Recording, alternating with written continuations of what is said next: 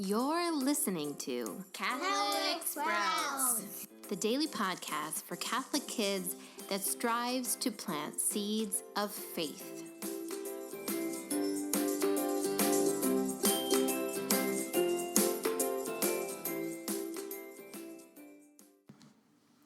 Hey there, Sprouts. Today is January 1st, 2019. I'd like to wish you a very happy New Year's Day. And also today in the Catholic faith, we are celebrating a beautiful solemnity. The word solemnity means a high and important feast day. And that feast day is Mary, the Mother of God. So happy feast day. I hope that you have some celebrating in store. This week on the Catholic Sprouts podcast, we are talking about family, specifically using the example of the Holy Family as we look at why family is important and the roles that people are given in family. Yesterday, we talked about how family is a holy institution, so holy, in fact, that God created a family for himself. Jesus was a member of a family. And through that, all of our families have been blessed. Today, on the solemnity of Mary, the Mother of God, we are going to talk about motherhood. And we are going to use, of course, our Blessed Mother, Mary, as an example of motherhood.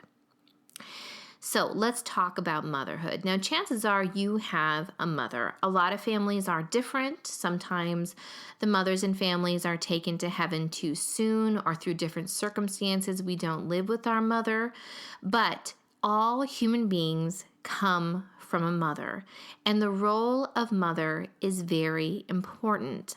As you likely know, there are certain things that many mothers do. When we get hurt, we oftentimes run to our mothers. Even adults, oftentimes when they're sick, still feel comfort when they can call their mother and have her comfort them. Mothers are also oftentimes responsible when a baby comes along. Because of the way God designed our bodies, women carry babies in their womb, and they also have the ability to feed and take care of a baby with their body. All of these things are not accidents. It is God's beautiful plan for how we can take care of babies, and mothers and fathers are designed differently to play different roles. Now, the difference between us and Jesus is that Jesus' mother, Mary, was perfect. As we've talked about, Mary was born without sin. Your mother, however, was not born without sin. So, although Mary was able to love her son perfectly, your mother is not. She can make mistakes, and although she loves you, she is not perfect. Oftentimes, too, mothers can be not really good mothers at all. This can happen. It's not God's plan, but it can happen. What is God's plan, however, is that we do have another perfect mother, and that, of course, is Mary herself. When Jesus was dying on the cross, Mary, his mother, stood at the foot of the cross with John, his disciple. And one of his final words, one of his final acts, was that Jesus gave Mary to the entire church. That is why we refer to Mary as our mother, because she truly is. Mary, the Mother of God, is also the mother of the church and all of the people that belong to the church.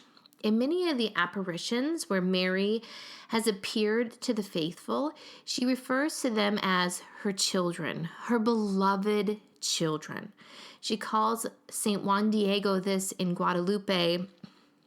And if she were to appear to you, she would appear to you and say the same thing, that you are her beloved child. And so I want you to think of all the times that you run to your mother for comfort or help. When you're sick, when you're scared, when you're hurt, when you're confused. All of these things are things that a mother can take care of, that she wants to take care of for you. And Mary is no different. She is our beautiful advocate in heaven that knows each of us personally, and she loves nothing more than to help us. And of course, the greatest help that she can give us is to pull us into a closer relationship with her Son, Jesus Christ.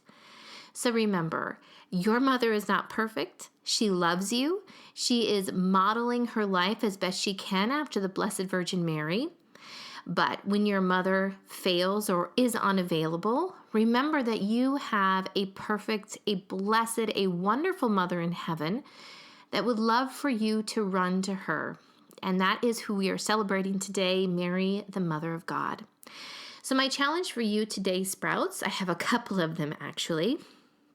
Today is a solemnity, so I challenge you to follow the teachings of the church and go to Mass because it is a holy day of obligation. I also encourage you to take time for our Blessed Mother and to bring some of your hurts, pains, and concerns to her. Bring them to mind, say a simple Hail Mary, and sit with her and allow her to love you. That's it for Catholic Sprouts today.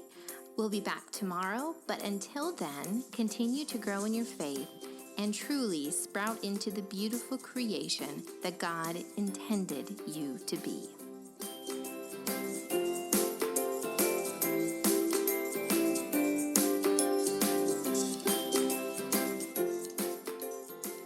One last thing, I'd like to invite all parents and teachers listening to this episode of the Catholic Sprouts to jump on over to YouTube and discover a new channel devoted just to you. Catholic Sprouts for Moms is going to be sharing weekly videos that will hopefully help to inspire you in your own faith journey and become better teachers of the children entrusted to you.